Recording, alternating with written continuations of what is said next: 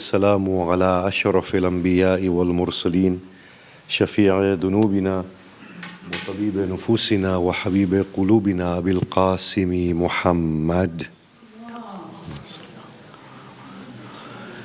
وآله الطيبين الطاهرين المعصومين المظلومين وأصحابه المنتجبين أما بعد السلام عليكم جميعا ورحمة الله وبركاته. بسم الله الرحمن الرحيم. The verse of the Quran, أَفَحَسِبْتُمْ أَنَّا خَلَقْنَاكُمْ عَبَثًا وَإِنَّكُمْ إِلَيْنَا لَا تُرْجَعُونَ. That have you presumed that we have created you without a purpose and that you shall not be returned unto us. This verse impresses, when we then look at other verses of the Quran, that there is a huge purpose endowed within our existence, and that there is something that we need to reach towards. In fact, reading certain verses of the Quran, it becomes very, very clear that this is a grand purpose beyond human comprehension. In fact, it can also be said by looking at certain verses that the grand Prophet sallallahu alaihi wasallam himself could not grasp the fullness of the purpose of God from this existence or within this existence.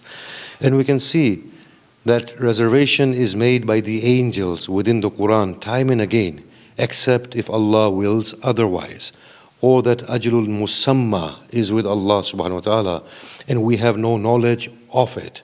All they know is that there is something quite worthy about this existence.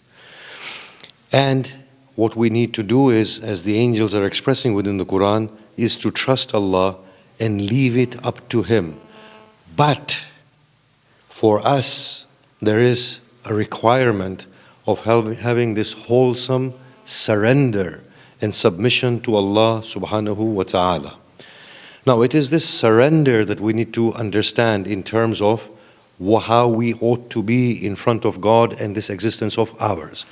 And before we go there, if we were to look at this vast universe of ours and all the theories that are prevalent and the theories that are coming, we begin to understand that it is so grand, so huge, that it's impossible that the human on the face of this earth should be the prime goal of God from creation of this universe.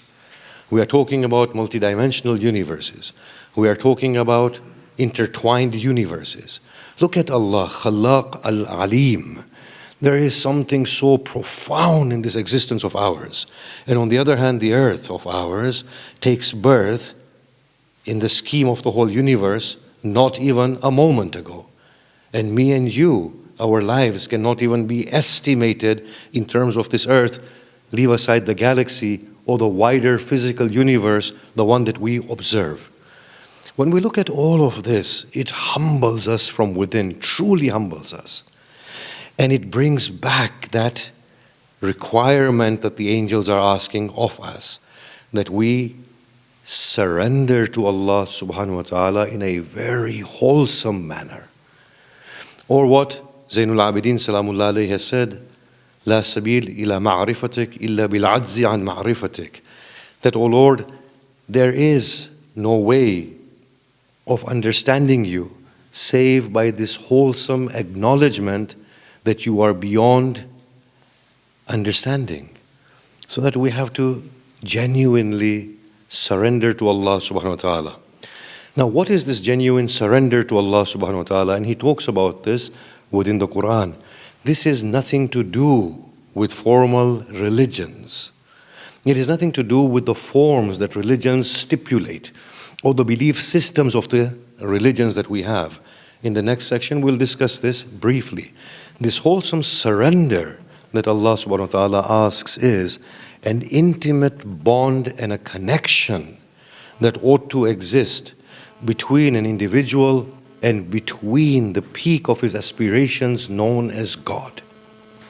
Every individual has recourse to this real and true God. They do not need to belong to a faith system. It seems to be something which is inbuilt within our existence. If the Quran is uttered by God, then the human being is the handiwork of God. If Quran is the speech of God, then the human individual has been created in the image of God. In fact, in many ways, the Quran, the Torah, the Injil, whatever else we have, is secondary to human condition. That God is found at the core of every individual as the real God. Just to express this point fully, Allah subhanahu wa ta'ala states this in the Quran. And when misfortune befalls you, and when you are tested, and when calamities are upon you, you call on to Him tadarru'an wa khifatan. You implore Him, you cry out to Him. And then you also besiege Him calmly from the depths of your heart. What these verses are saying is that God is found at two levels. One is that formalistic God to whom we cry out, "Oh God, you are there, save me." And the other one is that intimate God who has never separated from us, who has always been a part of us. Or what Abraham did. He did something very shocking. He went and he cut up their gods. Allah depicts this in the Quran. They reverted to their souls, within their souls, and they said, "We have been the oppressive ones." At that point, in that state of shock, the veils were removed and they got the glimpse of the true God that has always been with them. Or as Bilqis said, when she felt that it was a stream of water, and Sulaiman explained to her that it wasn't. She says, "Rabbi, my Lord, I have been oppressive to my soul, and I submit to Allah, the God of the worlds," with Sulaiman, talking about these two levels of God. One is the formalistic one, and the other one that is deep within our system. This is the God that is deep within us, is the one to whom, alaykum salam, we need to surrender very genuinely and very, very wholesomely. That seems to be our core purpose in existence, to find that God, to reveal Him, the source of all beauty, the one who has never been away from us, the one who is always with us, whether we are in a state of acknowledgement of the formal God or in the state of denial. Now this, again with one more verse, is depicted by the Quran. When Ibrahim takes that leap of faith in the story of Ibrahim and Ismail, here he decides to surrender to Allah subhanahu wa ta'ala beyond his own reasoning. This is a sort of submission that is actually a requirement of our existence. In this universe, which is far beyond us, I fully believe, by looking at the verses of the Quran, that the human individual will pass away from this life, enter into the next phase of life, be in their paradise, and still will not have an idea of what has gone on or what is going on.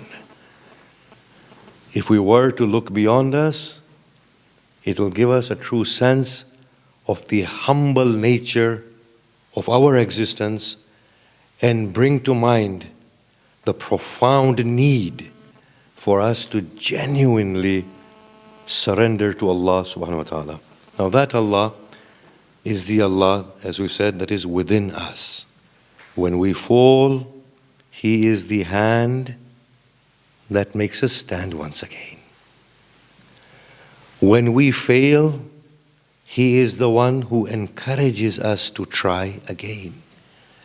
When we sin, He is the one who forgives us.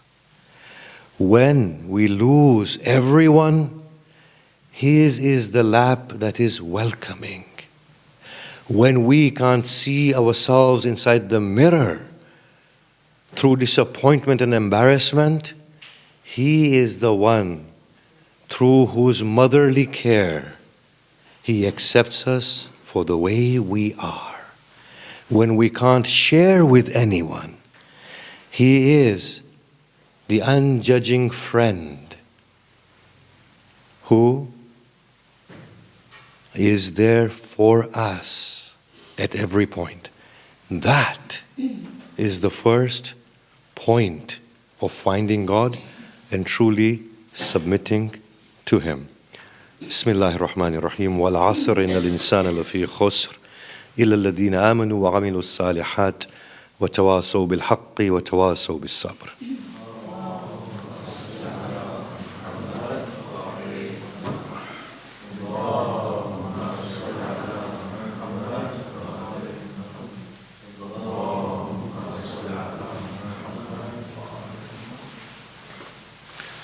Bismillahir Rahmanir Rahim. Alhamdulillah Rabbil Alameen. Wassalatu wassalamu ala ashrafil anbiya'i wal mursaleen wa alihi at-tayyibin at-tahirin.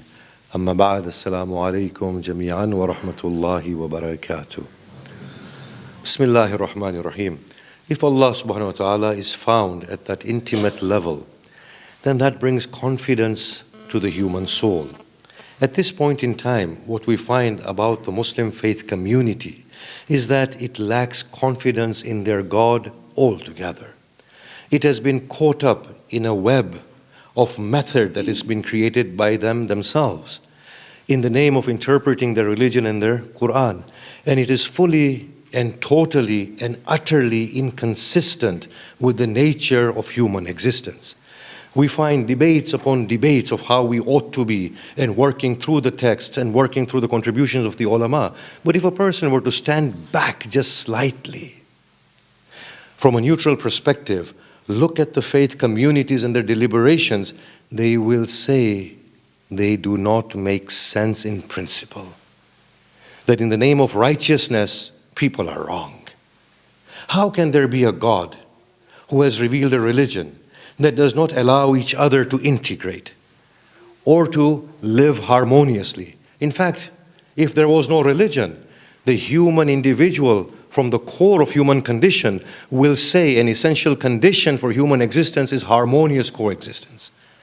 How can we talk about tolerating each other in the name of religion and find justification for tolerating each other through religion? Religion is not teaching us to tolerate each other. Religion teaches us to appreciate each other. Look at how we have regressed in the name of religion. We talk about tolerance. We are not even at the level of acceptance of the other, let alone appreciation of the other. The same God who has created diversity in His own image is being distant from through diversity. Diversity is the hallmark of His creation. None of us look the same, then why should any of us think the same? God is the agency of liberation, not the agency of constriction. When we find that intimate God, the first thing He does is He emancipates us from the idol of religion. The greatest idol in the life of a faithful is religion itself. And the one he worships in the name of religion is an idol constructed by he himself. The God of God has nothing to do with this. When Muhammad Rasulullah sallallahu alaihi wasallam went to the Meccans, he was not surrounded by Muslims. He was surrounded by people who were at the height of immorality. Today's world cannot be compared to the world of Prophet Muhammad. They did not consume alcohol. In fact, consumption of alcohol may not even constitute immorality. They buried their daughters alive and saw no sin in that. Think about it. They created human tragedy in order to benefit from human tragedy, and they saw no sin in that. He came to those people, and by the time he left, he put them on a pedestal that God takes pride in them. On the threshold of becoming angelic altogether. People steeped in immorality to people who were the torchbearers of human morality. People dispersed and scattered in the name of their own religions to people who are focused and God-centric. Which God? The God that is a liberating God, a moral God, a spiritual God, a God that gave confidence to them. He is the one who removed the burdens from your shoulders.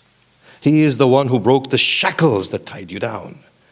And as soon as he did that, the nomadic Arab became an explorer, contributed to a new civilization, became the father of modern method of scientific inquiry.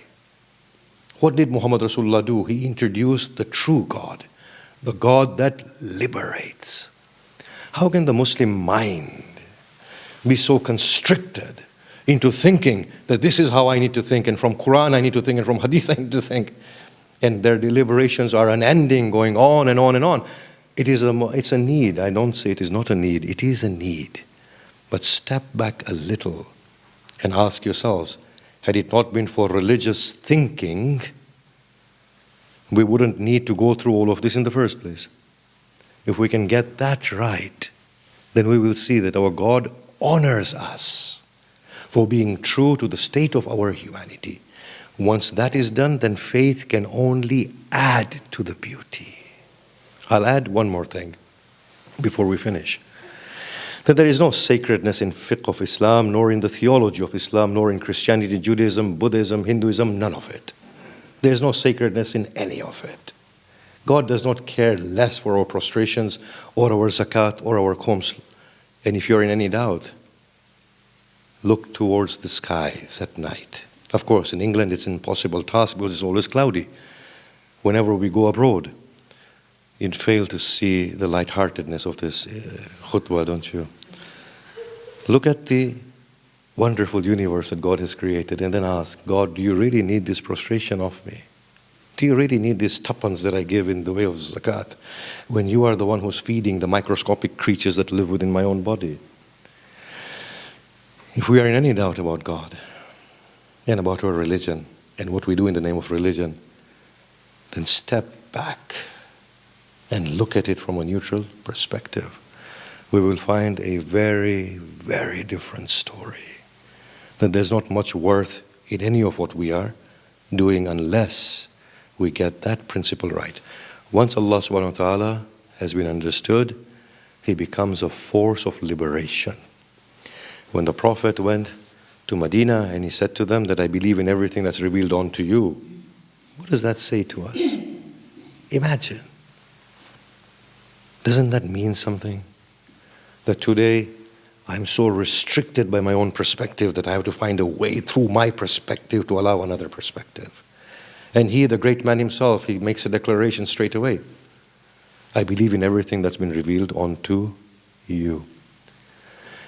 The Muslim mind ought to be encouraged through the seerah of the Prophet, his attitude, and through the Quran to break the shackles that are tying him in the name of religion and revert to the truest of all religion, that which is dictated by his own human condition.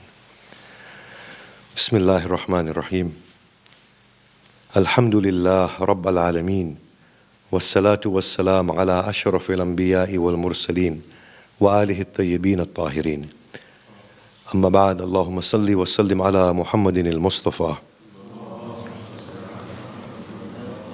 وعلى علي المرتضى وعلى فاطمة الزهراء